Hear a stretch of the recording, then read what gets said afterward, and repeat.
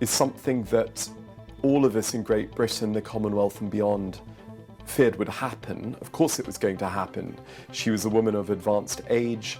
You never know when you're going to be taken in life, if you're 20 or 30 or 40. If you're 80 or 90, obviously the odds are you're going to have less time. So we all knew that Her Majesty would be taken from us at some point. We all knew that it probably wasn't going to be terribly far away. Her mobility had been getting worse in recent years. Obviously, since the death of her husband, she made less and less public appearances. She was still very much in the public eye, but less so than she had been for most of her life.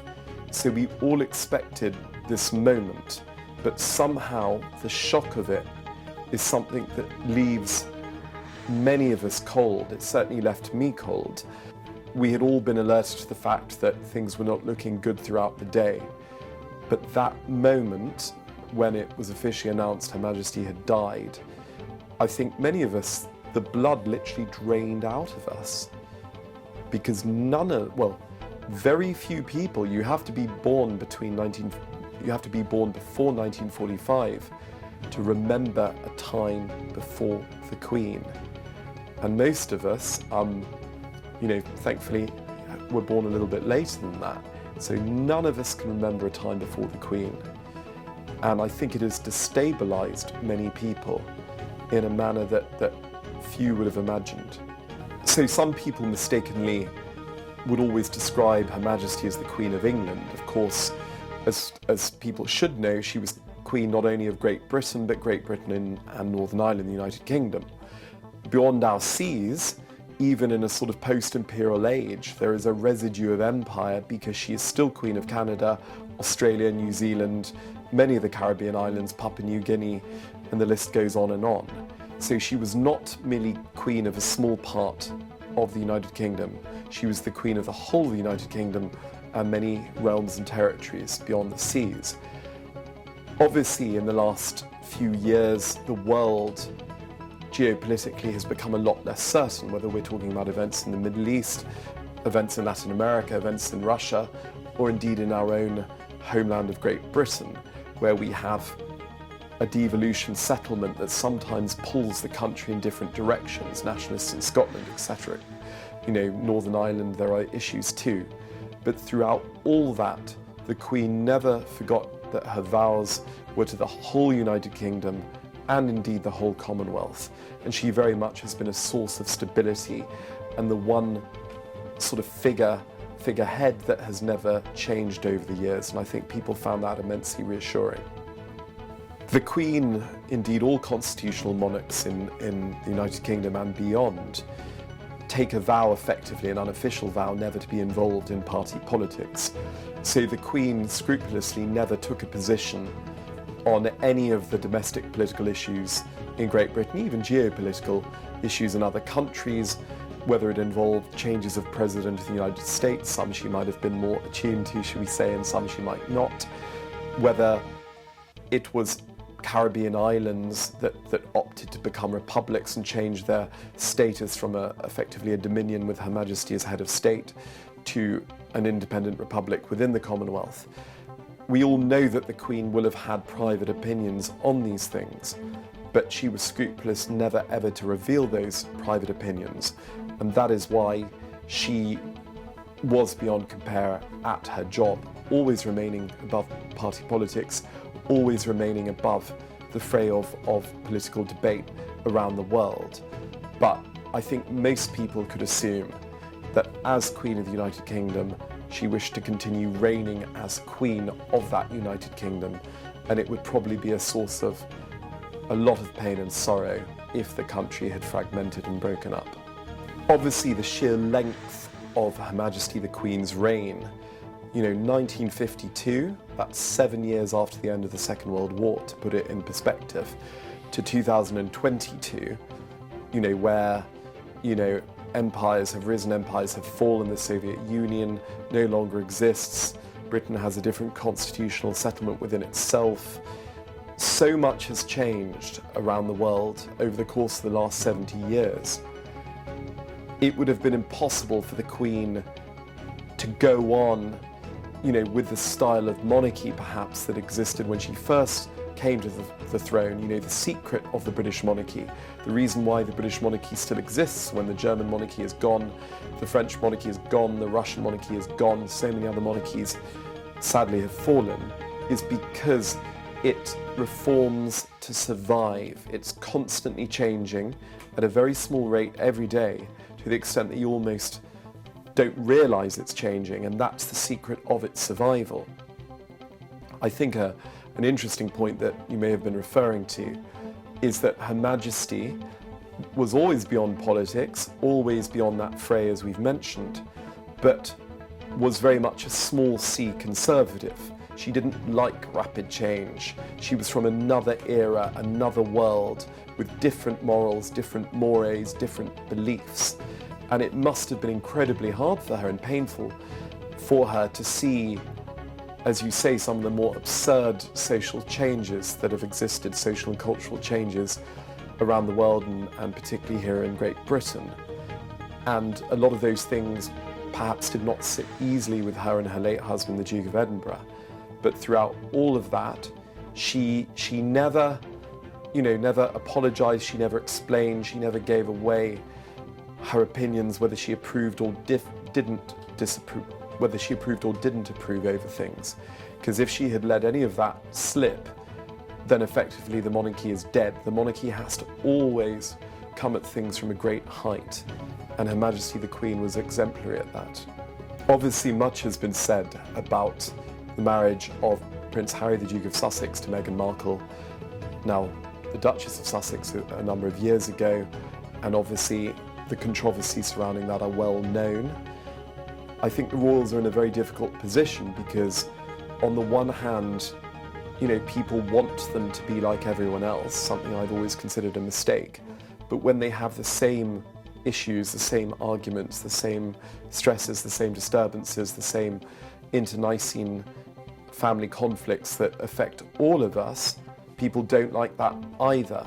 So the Queen and the royal family have always been in a very difficult position. Should they try and be like us, or should they try and be on another level and almost a blueprint for the way we live our lives? Probably both extremes don't work. If they try too much to be like the general public, then what's the point of having a monarchy and what's the point of having a royal family? If you let the light in, as I think Lord St John of Wolsey famously said, then the magic is over. You can't let too much light in. On the other hand, if you don't let enough light in, then the royal family will be deemed too remote and too distant. So sort of balance has to be sort of met between those two extremes.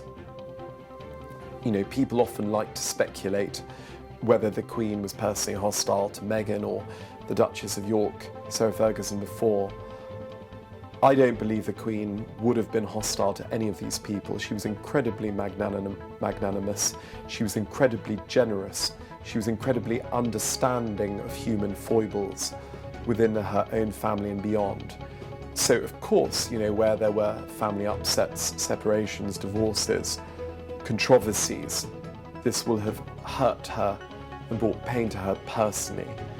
But I think the Queen was too wise a woman not to understand that these issues are not black and white, that there is often good and bad on all sides, and all families will have squabbles, and her family were no exception.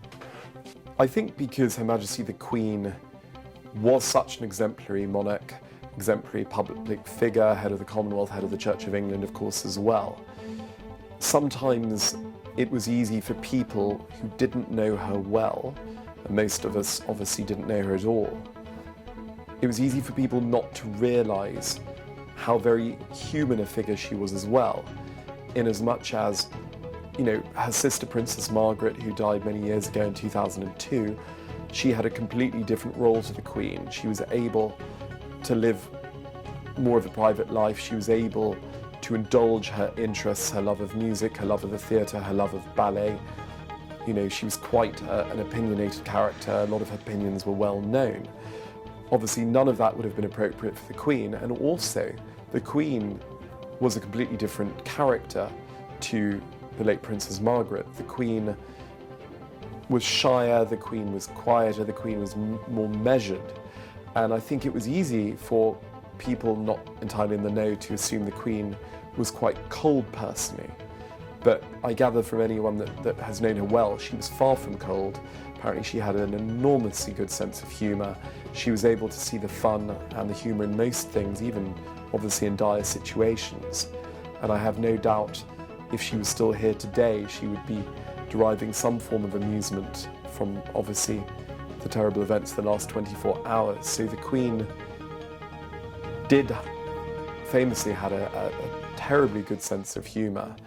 And I think probably that is the only way that she could have survived her role, with all of the positives and the negatives of her role, with all the successes, also the tragedies of her life.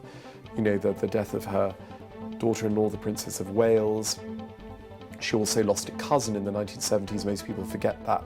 The Duke of Gloucester died. I think he was the heir, Prince Henry, who was the heir to the Dukedom of Gloucester, who was a first cousin or a second cousin, died in the 1970s. So she's faced a lot of personal tragedy in her life, you know, as indeed we all do. And she's remained above the fray throughout all of that. And I'm sure having a very strong character, a strong sense of humour, a strong belief in herself and her duty, and a strong sense of her own destiny probably was the thing that got her through all that.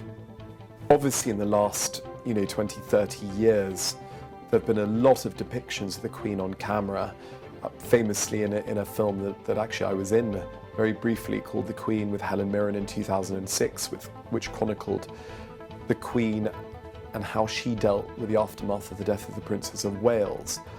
And the Queen famously was quite flattered to be portrayed by Helen Mirren. I would reverse that and say Helen Mirren should have been enormously flattered to have portrayed the Queen. So, one never knows what the Queen thinks of these depictions of her or what she thought of them. She obviously would never have said whether she was flattered or insulted. Whether she's watched The Crown, which has been enormously popular over the last sort of 4 or 5 years that it's been going, who knows?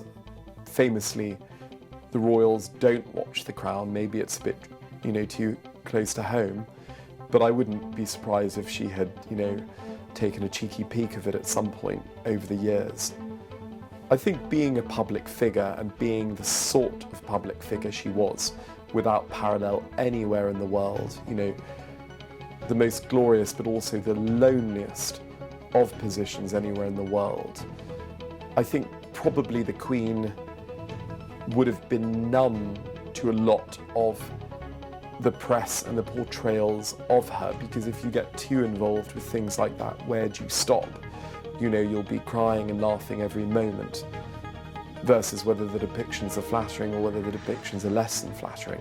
So once again, the Queen was a lady from another era. She would have very much looked at these things from a great height and would have very much sort of not actively got involved either with her press or with depictions of her in the media or in celluloid over the years.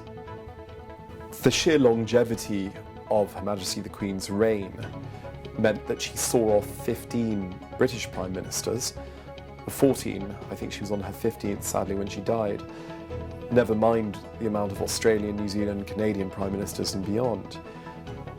Obviously no one will ever know, apart from her family and those closest to her, who the Queen particularly was close to, who she particularly gelled with, got on with, respected, maybe those she had a more difficult relationship. She never would have let that slip, and again that was part of the beauty of Her Majesty the Queen and why she was beyond parallel at her job. I think people have sometimes assumed that she naturally would have got on better with some of maybe the older Prime Ministers who would have been more from her own sort of upper-class aristocratic background. Obviously, she had enormous affection for Winston Churchill, who was over 50 years older than her, so, he was 52 when she was born. So she almost would have had a form of reverence for him, obviously, as the Prime Minister also that steered Great Britain through the Second World War. Then after that, there was obviously Eden had a very small premiership. Macmillan was also very much of the old school sort of squirarchy Etonian brigade. These all would have been people that her family would have dealt with and known socially, and they more would have been from her background. And so people have sometimes assumed that some of those earlier prime ministers she might have had a better rapport with. I don't think that can categorically be said. I mean, one of the prime ministers who the Queen apparently was particularly fond of and got on well with was Harold Wilson, who was the sort of meritocratic, white heat of technology, Labour Prime Minister of the mid to late 60s and mid 70s. And apparently she particularly got on with him and he with her, even though he would have been, from a middle class background that was very different to her. So one can never make assumptions with the Queen, just as one can never make an assumption with any of us who we will gel with. We might not get on with people everyone will assume we do, and we might get on very well with people that it is assumed we don't. So I think the Queen was full of surprises there. The death of Her Majesty Queen Elizabeth II yesterday still seems so raw, so new, so painful, so bizarre to so many of us in Great Britain and beyond. The fact that we now have a king, King Charles III, of course, actually doesn't even come to the forefront of our mind at the moment. We're so raw remembering the Queen and the fact that most of us can never remember a time before the Queen. It feels very strange now to have a king. In fact, the service of remembrance today in St Paul's Cathedral, only in the last couple of hours, it was very strange to hear people singing God Save the King. And, I certainly heard a few people saying Queen rather than King, because of course it's so natural for us, all of us, to sing God Save the Queen. But we do now have a king. We have a king in King Charles III, who's probably done the longest apprenticeship of any Prince of Wales in British history, certainly in modern British history. So, King Charles III has been preparing for this role his entire life. He was invested as Prince of Wales in 1969, and, that is a lifetime away. I mean, that is 53 years ago that he's been preparing for this particular role. A lot of commentators are trying to work out, will he reign? Because of course monarchs reign, they don't rule in Great Britain. Will he reign in the style of his mother? Will there be a departure of tradition? I think all these things are too early to say. Charles very much is his own man. He very much is someone that has very strong beliefs, things that he cares deeply about, the Prince's trust, ecology, architecture, all these things are well known. However, what you can do as Prince of Wales and what you can do as King are two entirely different things. And my prophecy is that we won't see much of a break with the past. He is, after all, a 73-year-old man. He has served the longest monarchical sort of apprenticeship in history, in British history. And he is a man of 73, he's soon going to be 74. So I think any idea that he's going to rapidly change the way his mother did things, I can't imagine. So I think the monarchy will be very safe in Charles's hands, and I think the Queen's legacy will be safe in Charles's hands. That's not to say there won't be subtle differences, because he's King Charles III, he's not Queen Elizabeth II. But I can't imagine there will be any great departure. And I think Charles, more than anyone, looked up to his mother, the way his mother did things, and the fact that his mother was beyond reproach. And I have full confidence that he will be an exceptional monarch, of a rather different kind to his mother, but very much following in the same footsteps. I don't think the death of Her Majesty Queen Elizabeth II will in any way destabilise the monarchy in Great Britain. Contrary to what sometimes you hear, Republican sentiment is very low in Britain. We have one of the most popular monarchies in the world.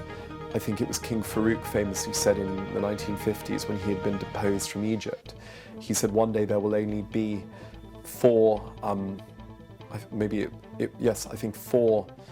monarchs left in the world today, or maybe five: the King of Hearts, the King of Diamonds, the King of Clubs, the King of Spades, I think, and the King of Great Britain.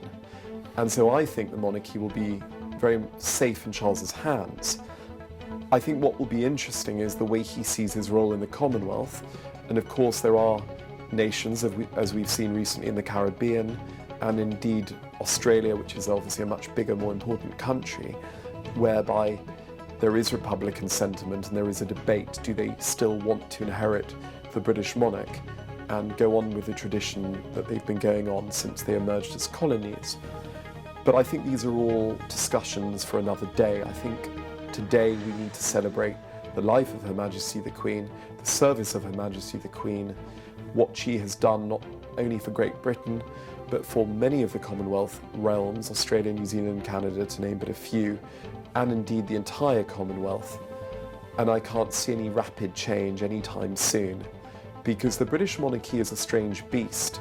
Just when you think that it's, had its last breath in certain parts of the world, it goes on to live another day. And I think that the monarchy could and indeed will flourish under King Charles III.